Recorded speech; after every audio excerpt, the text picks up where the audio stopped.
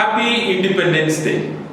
Let me wish everyone Azadi Ka Amrit Mahotsav Shubhakamnaएं.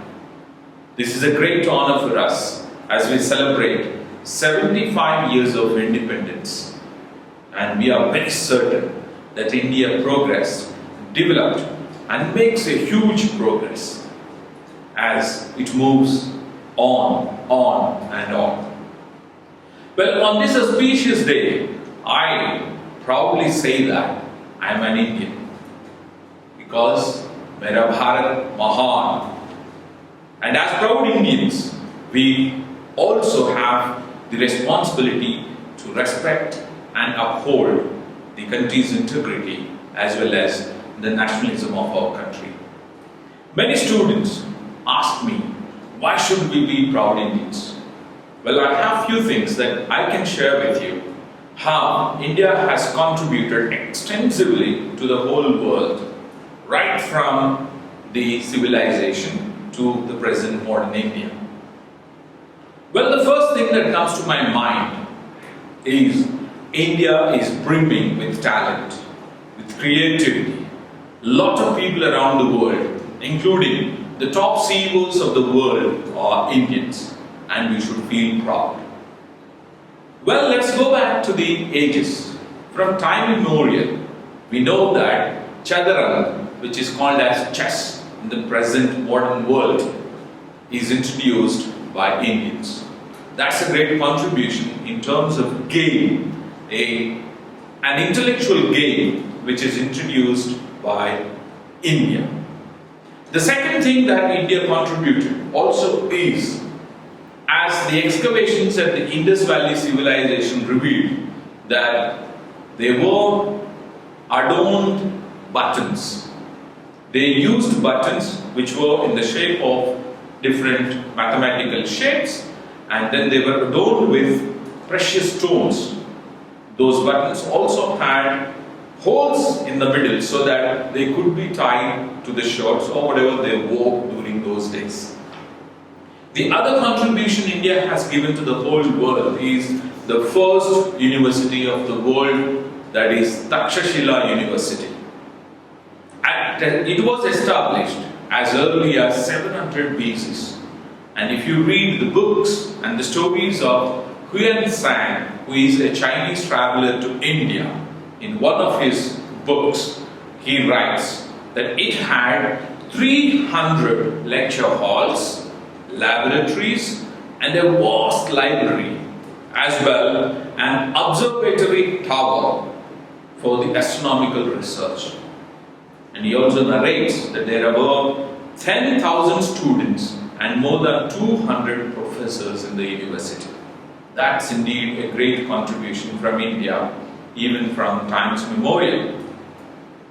The other thing that gave to the world is the concept of zero. Zero was, in fact, the historians say that, was used by the Babylonians at first, but they used it to show nothingness or in absence. But Indians brought it into the numerical system, and they brought numeral zero to show the calculations. That's a great symbol of arithmetic operations, as we all know. The another contribution from India is the game that we all enjoy, the Ludo or the snake and ladders. I'm sure kids love it. But this used to be the prominent game in India to teach moral values to the students. And that has become now all over the world an extensive entertainment for all people around. The next contribution that we all know from India is the complementary medicine, which is alternative medicine or Ayurveda. Now, Ayurveda refers to age-old tradition of India. It is revered and accepted all over the world. References of Ayurveda are straight from Sushruta Samhita to Adharva Veda. We also found a natural cure for leprosy. Indian contribution to leprosy has been extensive, and the citation in Sushruta Samhita clearly states that the cure for leprosy was prescribed in the books. The other contribution that we have is about Bhattacharya and Bhaskaracharya, who actually gave the complete climb Earth takes to orbit Sun. Now that came very early. So even before the whole world realized about the shape of the Earth and the rotation of Earth, Sun and Moon, Indians have figured it out and they have contributed to the world. These astronomical quantities, including the length of the year, the time required for the day, was calculated well in advance. Well, in addition to that, we also have the trigonometric functions, which were introduced by Aryabhatta and Varahamihira. They have contributed to sine and cosine theorems, and they propagated the complete concept of trigonometry, and which is extensively used all over the world. Well, another important factor that we need to realize is that Indians have brought in the process of candied sugar. The refined sugar that we use in the modern world was a contribution of Indians. It was actually taken by the Buddhist monks to China and other parts of the world. That's how Chinese have learned how to refine sugar. And that's another contribution from India. We all know, and we studied in our history, that jute was mainly one of the raw materials taken over by the British. So cultivation of jute and the processing of jute was taught to the world by the Indians. These are few of the things that you would recollect, that I would recollect from the historical things. But some of you might ask, what about the modern world? What happened to these intellectual factors of Indians? Well, even in the modern world, we have so many inventions, so many things that we have contributed to the whole world. Take for example, Sir Jagadish Chandra Bose, who is the scientist. He invented crescograph. Crescograph, all of you know that, it measures the growth in plants. And that's the contribution from Sir Chandra Bose.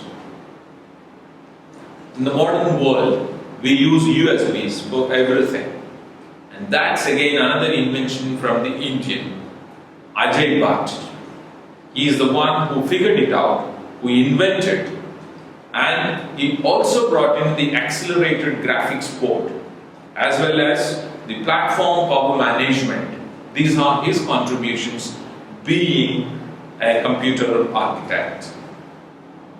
Now the next thing that we also know about is the Pentium chips, which extensively are used as the microprocessor, be it Intel or any other operating systems.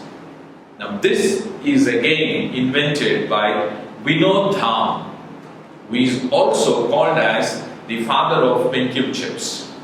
And his contribution is immense in the modern world, which is run and led by technology. Well, these are few glimpses. The list is exhaustive. I'm sure you're more motivated to learn and to find more about India. And that's what I would prefer my students, my teachers and my parents will definitely go ahead and research more about the contributions of India.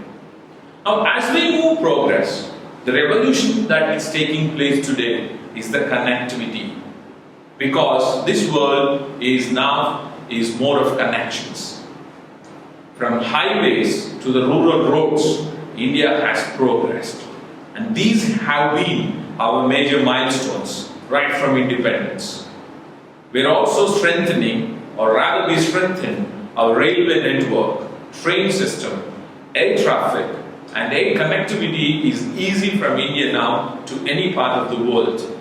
the IT revolution have rapidly modernized the society as well as the economy of our country.